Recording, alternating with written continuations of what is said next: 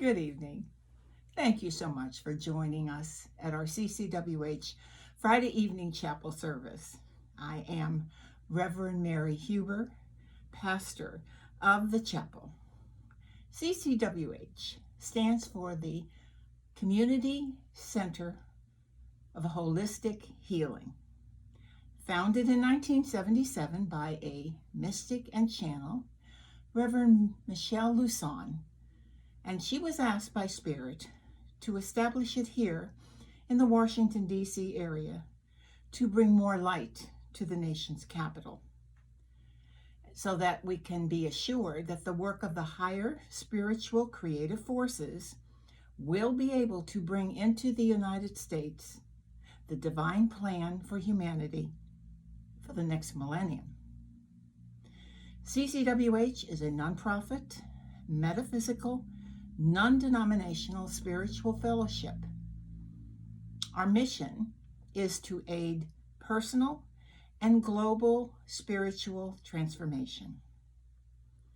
We currently have online chapel services twice a month on Friday evenings, which can be viewed on our Facebook site. In addition, we have weekly Thursday evening prayers for peace by phone conference. We begin each gathering with a group recitation of the 3 affirmations known as the 3 healers. These were given to Reverend Luson by Spirit when the church was established.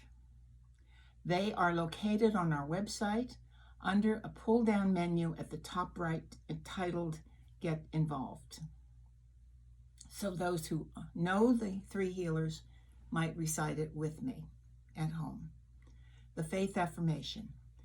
I believe in the spiritual existence of myself as a perfect image of the divine creator. In this reflection that is my physical embodiment, I have faith in the supreme guidance of my soul for my balance, my needs, and my opportunities.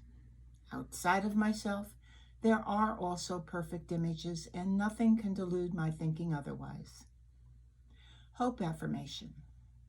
Acknowledging my faith in the omnipresence of my divinity, I hope for realization, awareness, and acknowledgement of the existence of the great I Am within myself. Charity affirmation. In understanding faith, in knowing hope, I pledge my actions, my desires, and my thoughts to the performances of myself on the physical planes of the earth, to honor, to love, and to enlighten all that is a reflection of the divine outside myself, so that my perfection is imaged back to my Creator. So help me God. Here I would like to include a prayer to the angel of restoration and renewal. And this comes to me through Patricia Cota-Robles' material, which I obtained when I was at one of the day conferences she held locally.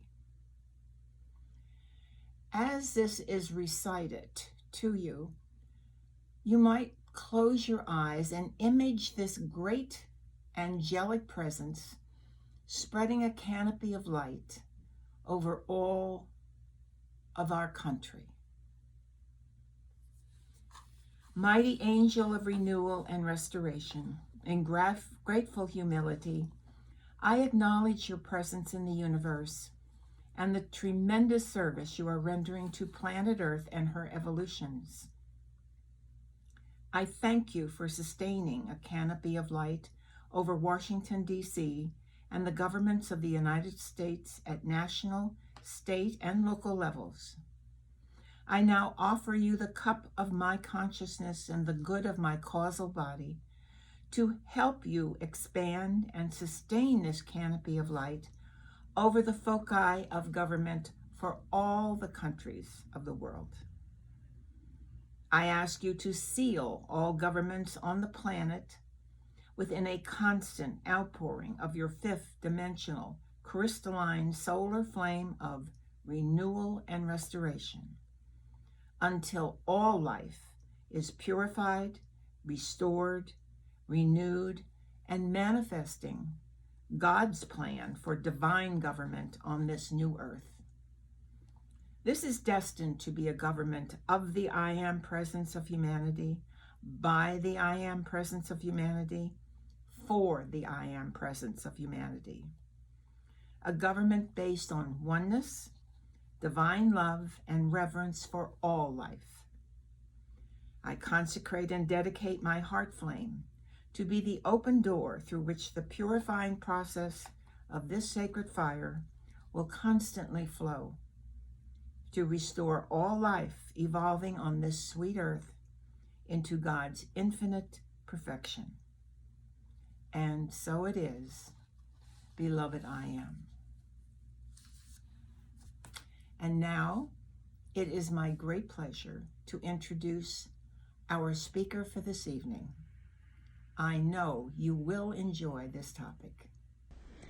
Tonight's topic is Keep Looking Up. The title was a remembrance of Jack Horkheimer, who had a show on PBS years ago called The Star Hustler. And he gave such a lovely rendition of what was going on in the heavens, and it just made me feel that I wanted to hear more about this astronomer's view of the heavens. But how in the world can anybody stand out under a night sky, a canopy of stars above you, particularly when you're away from a city, and not be enthralled with what you see above you? Can you imagine being in ancient times with very few city lights of any kind, and looking up from almost anywhere on the planet and being able to see that every single night? It does fill everyone with awe and wonder. And when people thought long and deeply about that, they knew the stars had a relationship to the earth and the people on it that was not able to be accessed through science at that time because they didn't have it. They went within themselves.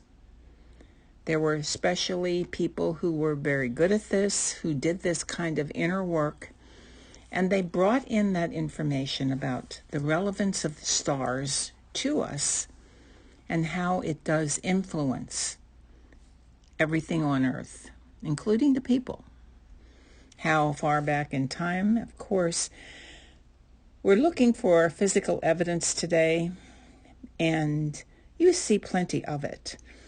Good heavens, there are evidence that are stamped on physical elements of the earth, like the 32,000-year-old carved ivory husk of a mammoth that had on it, imprinted in it, the constellation Orion. All about the caves in Lascaux, France, where the paintings there were said to depict the Pleiades.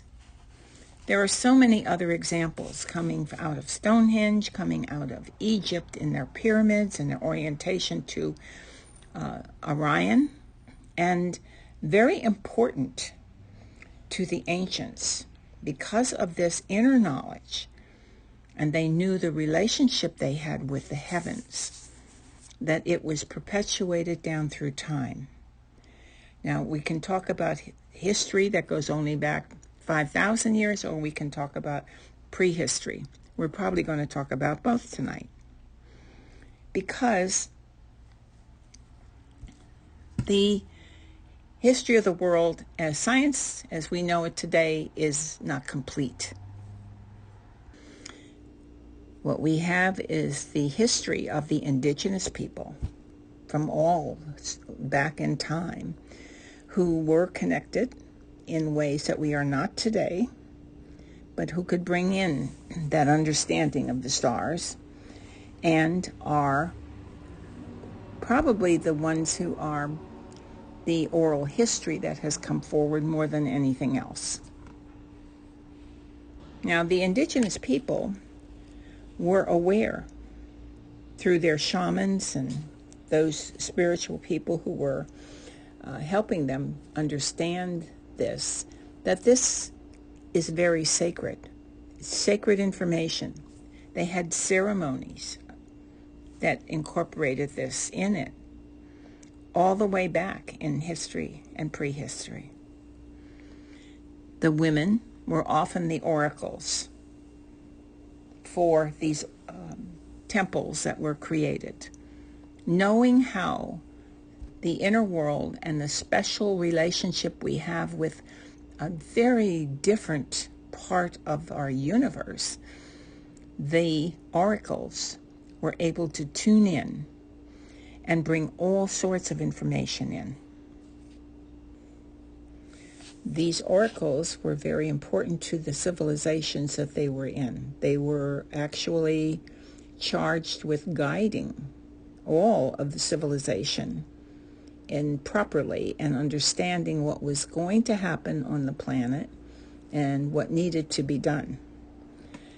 Many of those were vilified along the way, and certainly today they're put down by people who want control and who are very materially oriented.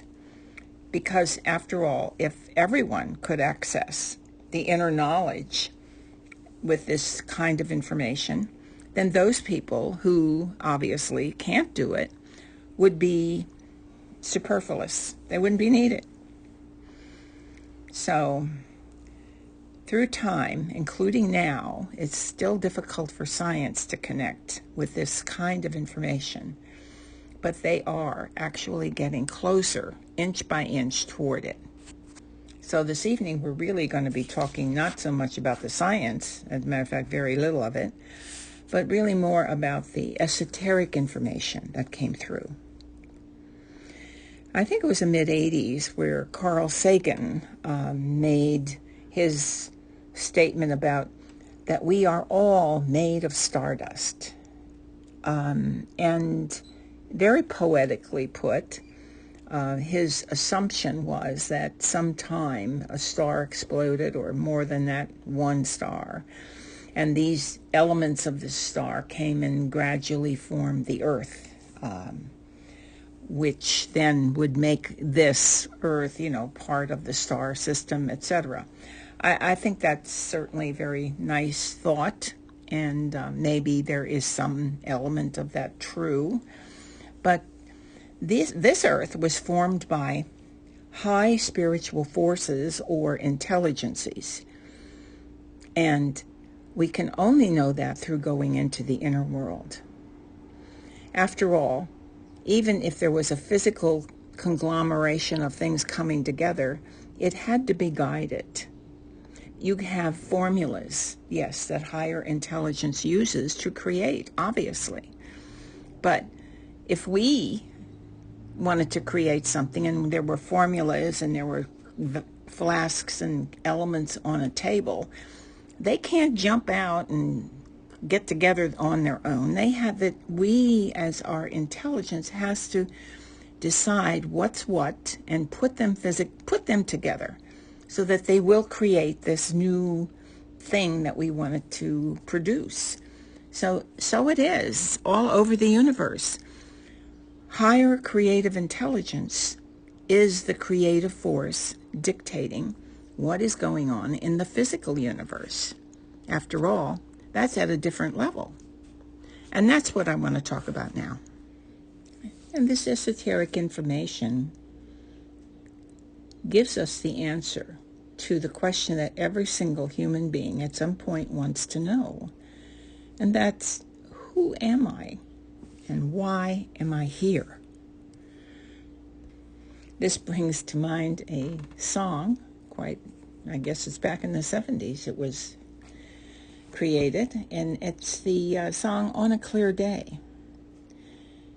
Because when you go within, you need to be clear. You need to be lined up with much higher elements of yourself and get rid of some of this other nonsense that the world has given to us and that we get so involved in.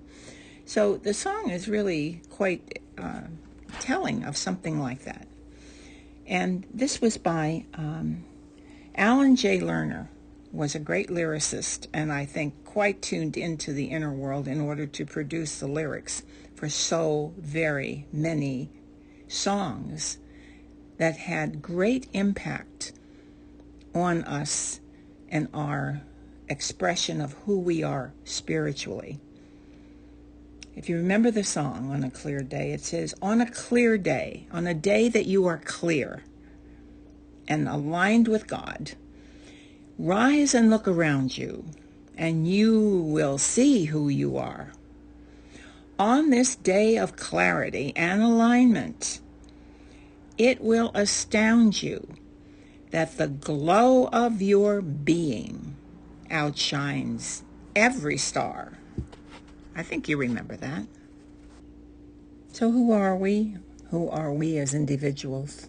We are pure spirit, pure, higher creative intelligence, created at some point in some vastly back time that we as humans would like to think is time, when the great creator of all gave us life.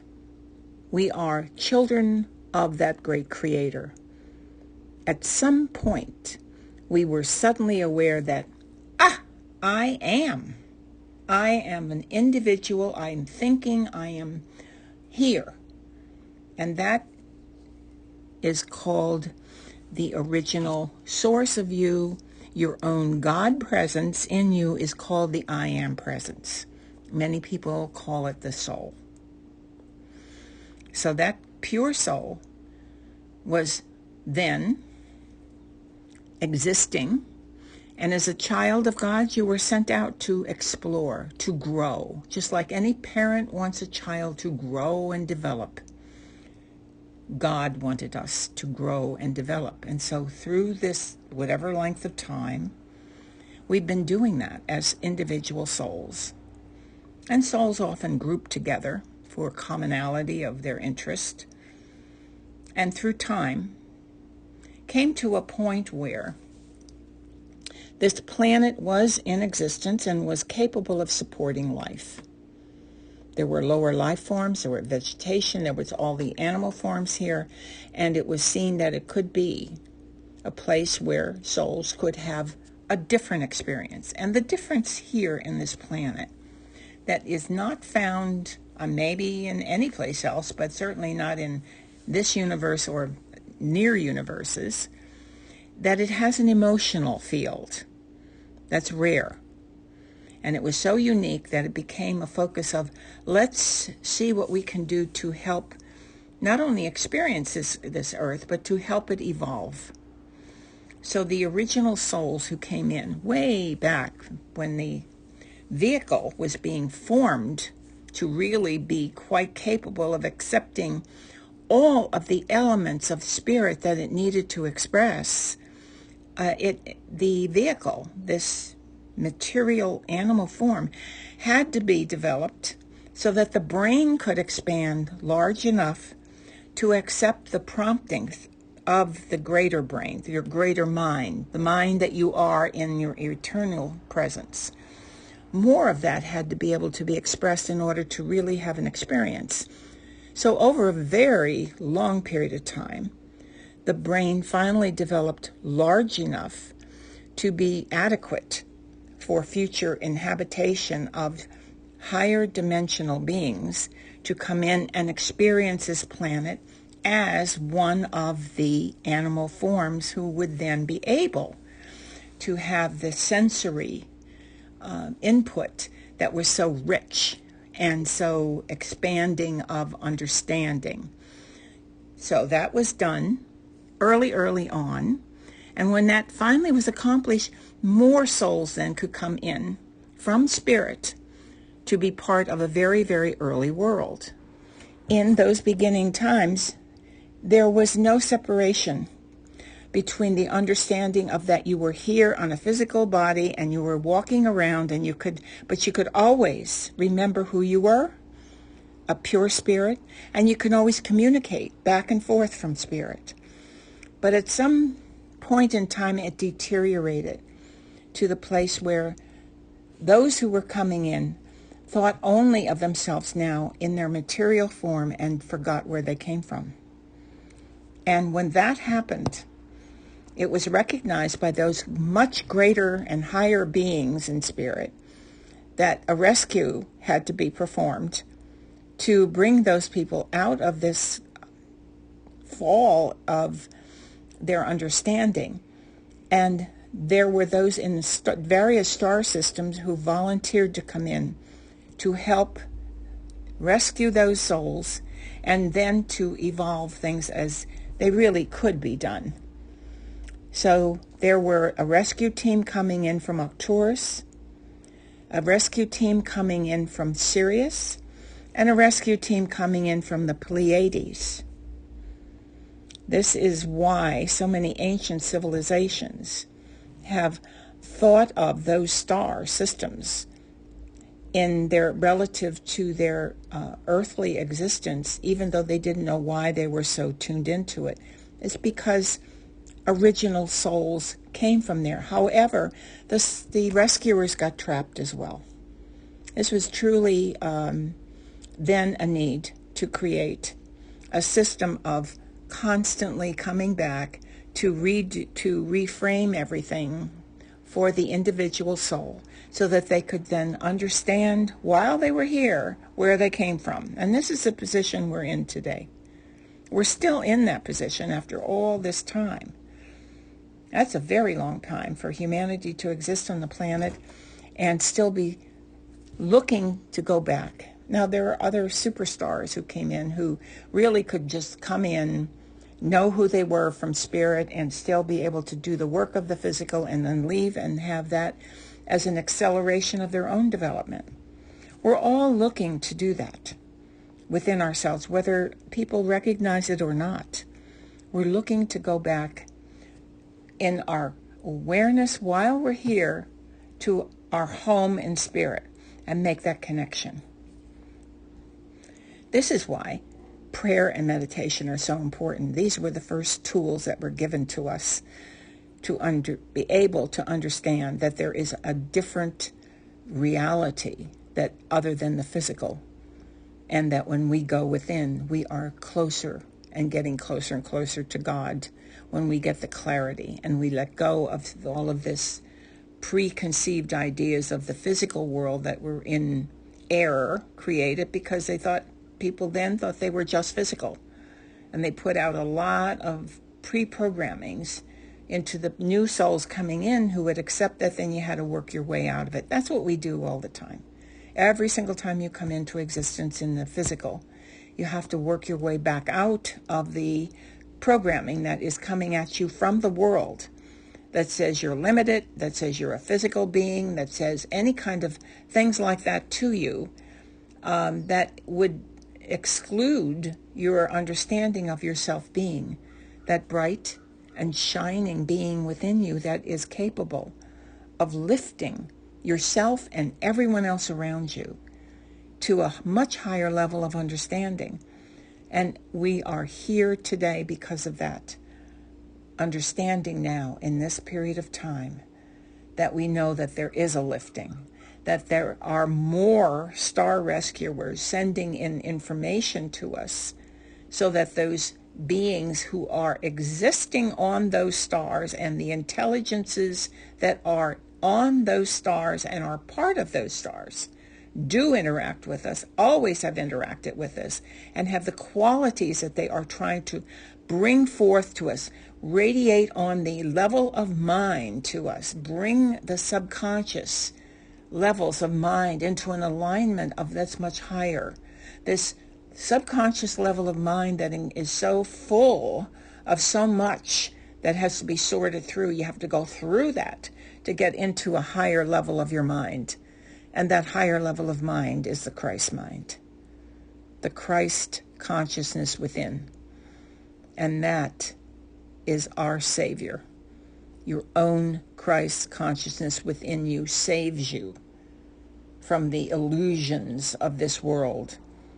This term was known to the ancient people in India, who always taught about this illusionary world we live in. They called it Maya. And it was not seen as being real, and it was seen as something to be aware of, and then to bring into it something higher and finer so that it could be modified and brought up in the consciousness of people around them. So there was a golden age in every civilization that was able to come up to that level, and then at some point, the next civilization had to pick it up again. So those alignments with spirit, those clear days that we are all seeking to get to, for the source of our own being, is where we dedicate ourselves every day to some form of prayer and meditation that will keep us there, keep us aligned, keep our actions in this world at such a fine level of performance, of quality, of standards, of ideals, of values. They're so important that we're bringing in those higher values in everything we do in life, because we are individually, each of us has a responsibility to save ourselves in our own world and therefore be that source of light for the people around us. Do not believe that you have to go outside of self to do this. This is your inner world. This perfection within you needs to be aligned with. The Christ consciousness needs to be radiating out of you, and your behaviors commensurate with that. You have to have that kind of a vibe about you so that your standards that you are gearing everything to will not be vilified by the world, because it can't. Once you hold those standards, you can stand back, surround yourself with the Christ light, and you can walk through life in a much finer way than you could possibly ever have in any other time. This is the time that we need to rise within ourselves. Those relationships to those outer dimensional, what we think are stars, we have an interdimensional relationship to them too. We can see them physically, but in the inner plane, they exist, and their consciousness exists. We are part of that when we choose it. And choice is everything in this life. Free will has been given to us as part of the deal of coming here. And that was a blessing and a curse, because for those who forgot where they came from, free will meant you can choose anything you wanted to, whether it was good or bad. When you remember who you are, there is no way that you're going to choose anything but the highest and finest, because you experience that level of yourself in such inner peace and joy and thanksgiving and gratitude. There is no room for any of the lower emotions that the world is partaking in. So to remember who we are, we can go out and look up at night, and we can relate to that. We can bring that feeling of awesomeness into us and know it's meeting the same level of inner awesomeness when we go within, to know that all of that is us. It's part of us. The outer world, the inner world always relates to each other. And not only are we here to do that, we are here to be conscious co-creators with God. So you must go within yourself to find that God presence within you in order to bring that out of yourself as that great creative force of your behavior and your understanding and your training, and everything that you put into it, you elevate. It's a wonderful relationship. The stars do influence us. There are qualities that they all have. on those levels of mind. They are given to us. They are constantly sharing them with us. But you don't get to understand that unless you can go within and have a greater relationships with that. That is the key to really successful living. So those dimensions within us that are on a finer plane, they are on another vibrational level, a frequency that exists, that we all exist on. We exist on many dimensions simultaneously. And those higher frequencies, those dimensions, when we go within, we are looking up, just as we go outside under the canopy of light of the stars and look up. So, regardless of where you are, keep looking up.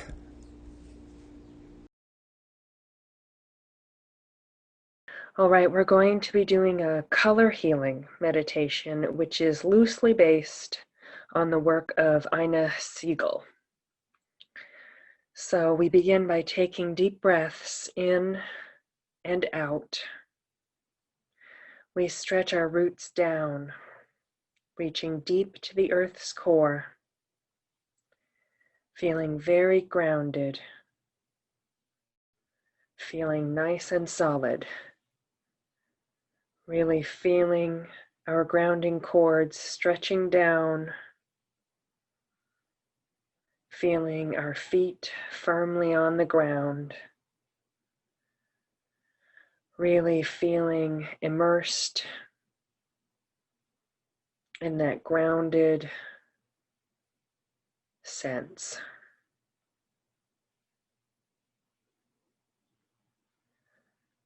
And once we really get a feel for that grounded, solid sensation, we begin to stretch upwards, up towards the heavenly light,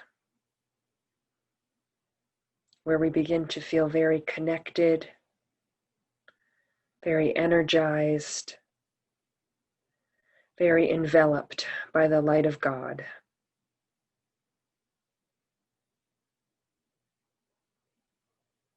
We continue breathing in deeply.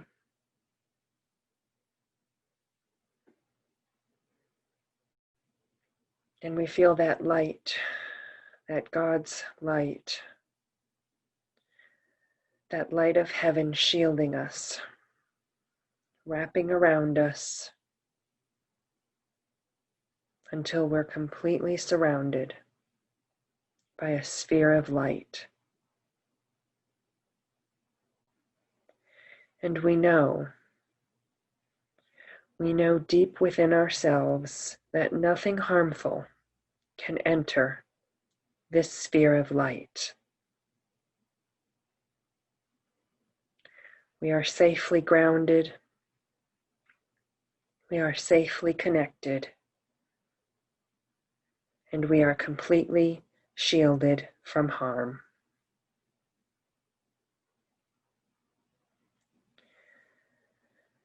Now we'll move into our color healing. First, we see a deep, rich brown color. A very beautiful, deep brown color like soil ready for planting. It smells rich. It feels slightly moist and crumbly as we gather some of this soil, some of this brown soil into our hands. And as we do this, we can feel how this color brown helps us to establish boundaries where we can separate what belongs to us from what does not belong. And as we hold this rich soil, we feel that we're taking in the energies of this brown color. We're taking it in not just through our hands, not just through our feet, but it's seeping into our entire field.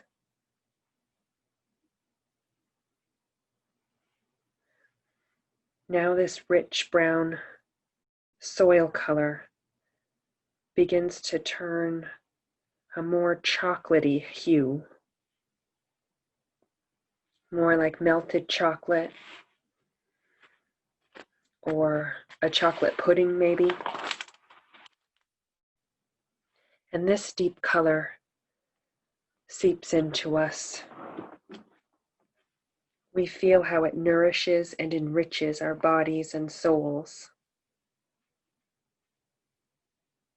With this rich chocolatey brown color, we feel not merely sustained, but truly enriched.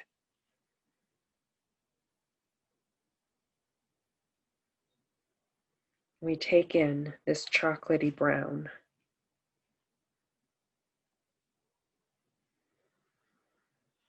Now the light and the colors all around us begin to change, and we let a bright, vibrant red wash over us. This is a deep red, like the red of roses, a red that links us to vitality and life force, and helps to free us from any trace of physical pain.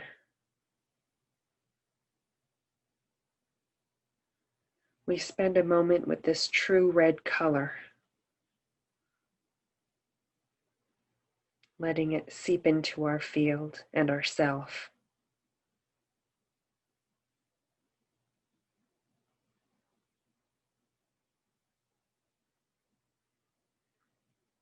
Now the red begins to alter a bit all around us. It's still a reddish color, but now it's more the red of a juicy, ripe watermelon slice. And it feels lighter, almost brimming with laughter. This watermelon color begins to engage your inner child, your playful self, and enables you to feel light and happy. You soak up this rich, joyful watermelon red.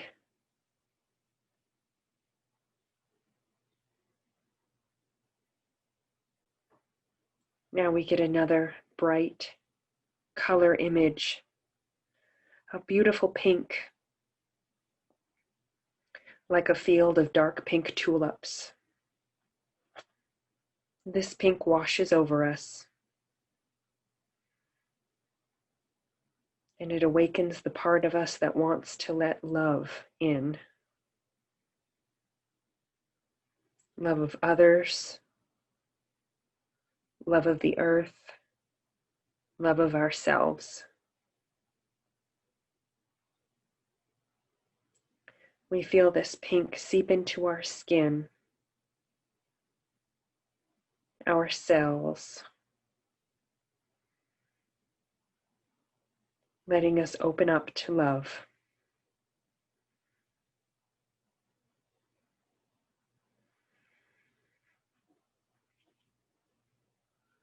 Slowly, this color morphs again, moving into a burgundy color,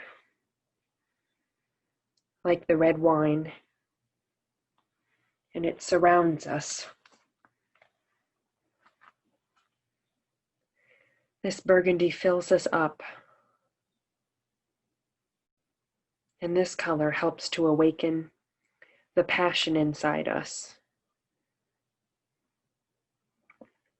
Passion we feel for life, for our work, our families and friends, and the passion we have to bring light and love to this world. The burgundy shade deepens, and now it's a beautiful cherry red. Looking at this cherry red, you draw that color to you, around you. It wraps around us almost like a cloak of colorful light. And we pull it inside of us. And we feel the energy that this cherry red imbues us with.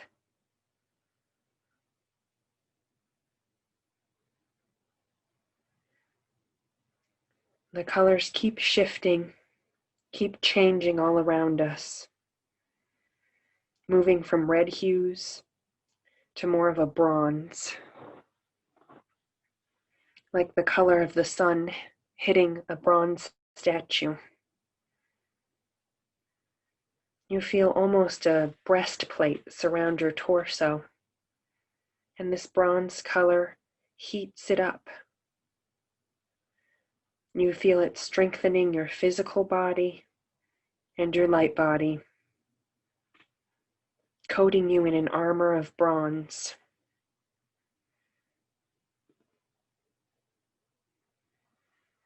Now around our bellies we have the color of amber, like the precious resin. We feel this color as it wraps around our bellies, awakening and strengthening our creativity. It has almost a glowing quality to it as it sits.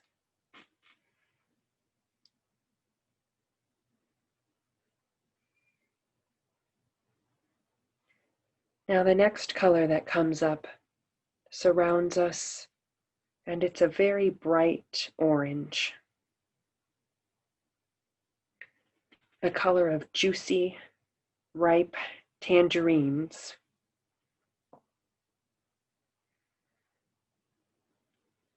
This color fills the air around us, fills our surroundings, our energy fields, our bodies, helping us to feel spontaneous and full of life, as though we can really go out, have fun, be carefree.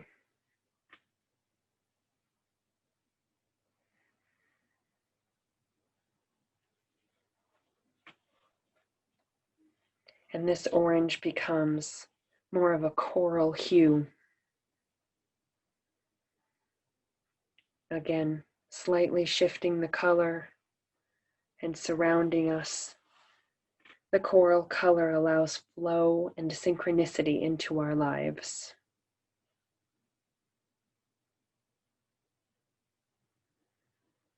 We sit for a minute with this coral hue.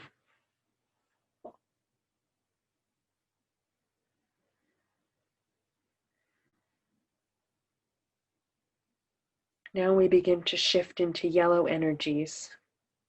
First, we see the coral color transform all around us so that we're standing in a circle of sparkling, rich, golden colors.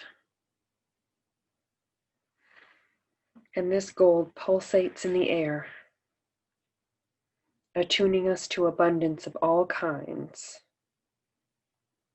Not only physical abundance, but also an abundance of ideas, experiences, and people.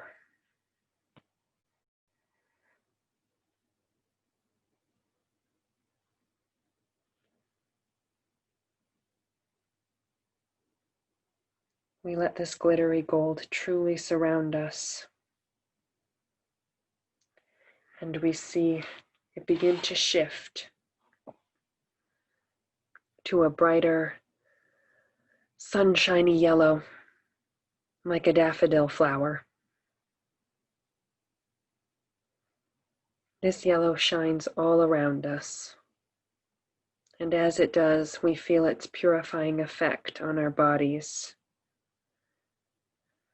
This daffodil yellow is freeing us from any heaviness, any impurity.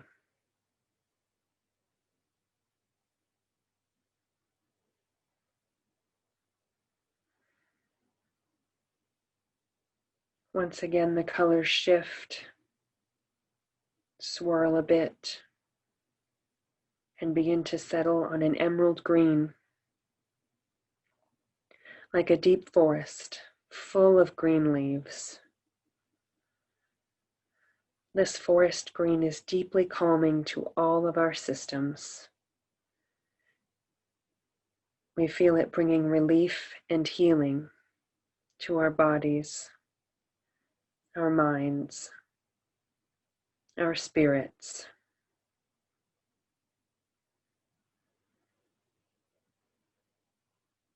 As we're surrounded by this deep forest, leafy green.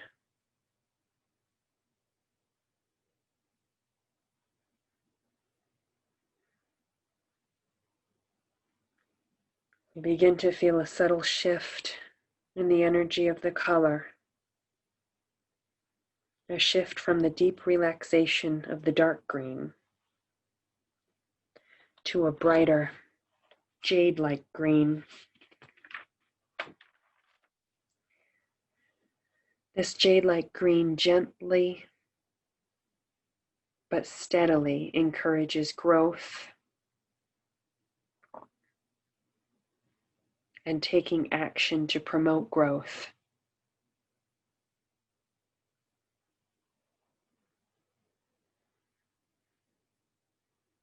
As we stand, the colors swirl, and now the jade green becomes a greenish blue, a turquoise like a tropical pool. We feel submerged in this healing turquoise. We feel this color seep into us. We feel it awaken our sense of empathy. We feel our sense of empathy as it grows and blossoms, growing stronger. Our empathy for all people.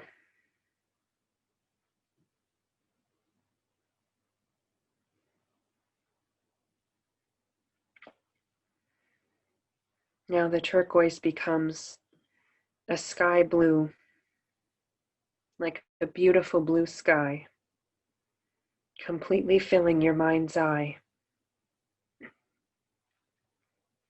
This blue feels heavenly. It gives you the sensation that you are protected.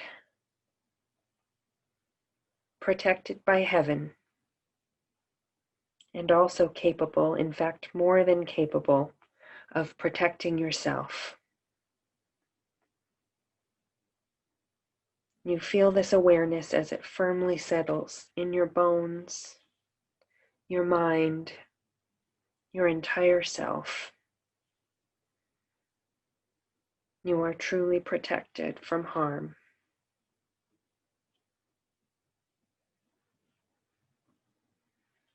The colors change. The blue changes from a summer blue, a summery sky blue, to the deep blue of a sky at night. This dark blue resonates with a powerful part of yourself, the part that houses your healing power. As you continue to visualize this very deep, dark, peaceful blue, you can feel it activating the healing power within you, strengthening this power. You may even receive some guidance about healing steps to take for yourself or on behalf of another. Or you may get some sort of image of a healing modality for you to explore further.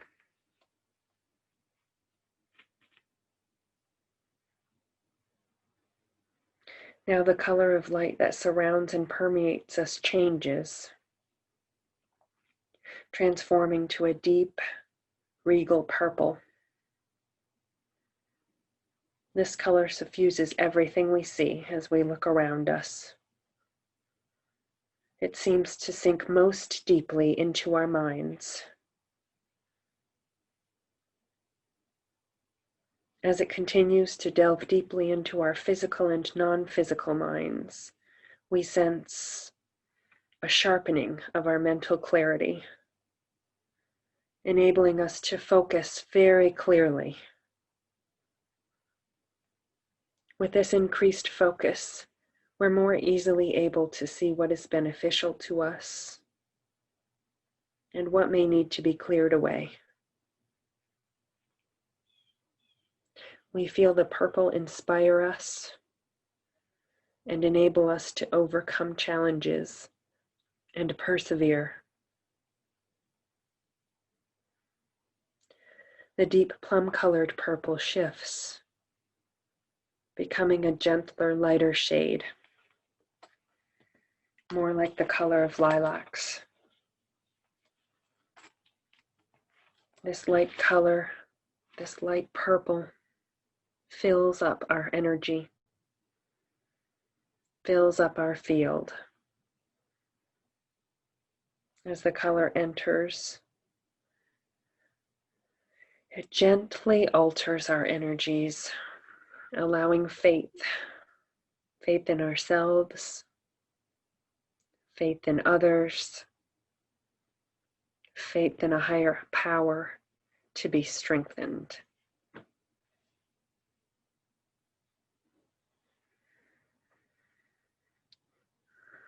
Now the purple hue begins to fade away entirely, transmuting into a shimmering silvery gray. The silvery gray seems to cover your body. In some places, it's shining very subtly. In other places, it's shimmering more boldly. But the overall energy of silver encourages persistence, and it helps to make you very aware of your own energy body. Basking in this silvery light leaves you attuned to very delicate, subtle energies, and also allows you to be sensitive to your own emotions.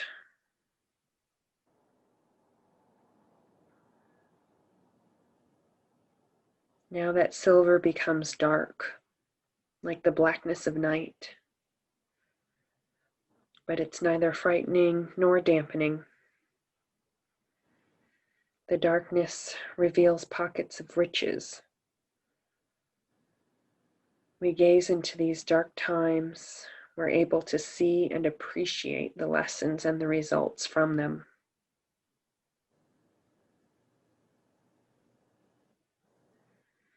And finally, the light surrounding us becomes a bright, brilliant, overwhelming white.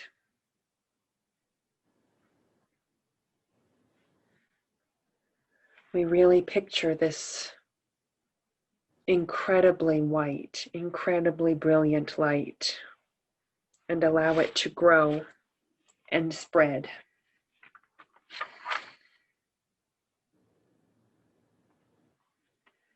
It's so white, it seems to take on an almost iridescent finish, becoming almost pearlescent.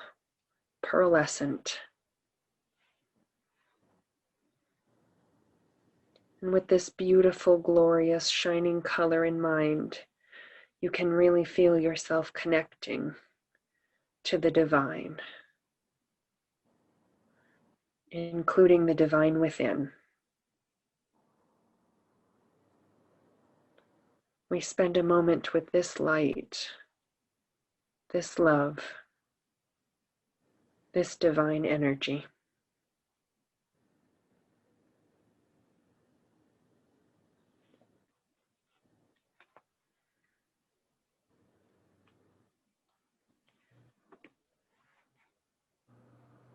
Taking deep breaths, we begin to travel back slowly and steadily to our bodies, thanking the light and all the energy of the colors for their assistance. We find ourselves back seated comfortably in our own bodies. Welcome home.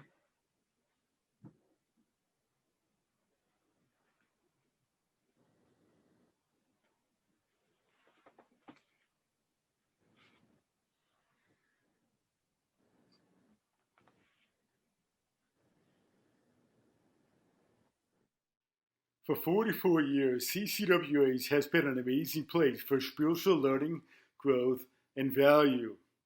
We will continue to provide value that will enrich your spiritual journey. Donations big and small makes what we do possible. Please help us help you and others by making a donation today. Click here to visit ccwh.com. Thank you. And now let us pray. Almighty Creator, we give thanks for our bountiful life living in freedom. You have surrounded us with light and love from on high, and we are eternally grateful. We ask that you continue to guide and protect us as we go forth to accomplish our spiritual mission, which was given to us for this lifetime. We give thanks for our health and prosperity and for the loving relationships we enjoy. Bless those around us and around the world who are in need of upliftment, encouragement, and guidance, so they can see their spiritual path clearly, and that they can willingly join the light workers in their peacemaking efforts. We ask that all peacemakers are given your highest protection and guidance to create a new loving world under divine law in accordance with your will. We ask that the Holy Spirit descend now into the willing hearts and minds of people everywhere. May they be confirmed in the gifts of patience, fortitude, knowledge, wisdom, and understanding, and endowed with generosity of spirit, which guides the loving heart. Raise up all of us in our day-to-day tasks, ensuring that our measure of light is sent out into the world in joy and praise. Bring hope to those who are faltering and afraid. Look after the children of the world, so they might see the divine plan in action in their own lives. Bless those who are the comforters, healers, and teachers to others. Protect our nation and guide us to see clearly the path to take, which will lead to the renewal and restoration of the original intent designed for the Constitution of the United States. Open the minds and hearts now of the people in the United States to see the highest purpose and design for this country, and have them able to acknowledge the great blessing bestowed upon them from Spirit that they are privileged to be here to follow that plan. Let the collective positive energy gather momentum and lift us into a new and finer world. Let the collective positive energy of each family surround those who are suffering and struggling and lift them into the fold of the Christ consciousness. Amen. Well, now at this time in our service, we would be conducting our collection, and we want you to know that we have been grateful for your past support, and we are hoping that you will continue to be generously supportive. This allows the church to continue to go on and meet our necessary expenses. Please be as supportive as you can. There is a section on the website where you can go to donate. And while you're on the website, you can see there is a place for you to submit a prayer request for yourself or for a loved one, which will be on our permanent prayer list and will be in front of those healers and those who have promised to pray for that prayer list constantly. The schedule, by the way, is also for the upcoming service on the website in the calendar section. But here right now, I want to let you know that I am reaching out to spiritual healers to consider being part of our healing team here at CCWH. Our focus in this team is on the universal heart frequency of love and service. The concern and compassion of the Christ consciousness is always exemplified in the work of helping one another. And remembering love is patient, love is kind. It bears all things, believes all things, hopes all things, and endures all things. So in the final analysis of life, we have faith, hope, and love are all that remain. But the greatest of these is love. So let's use that expression of love to bring aid and comfort to those who need it. If you want to join this healing team, send an email request to pastor@ccwh.com. Thank you so very much for your attendance. Please remember us in your prayers, because we do remember you in ours. So now we would end this with our closing circle, so you might creatively imagine us joining hands as we sing together, "Let there be peace on earth."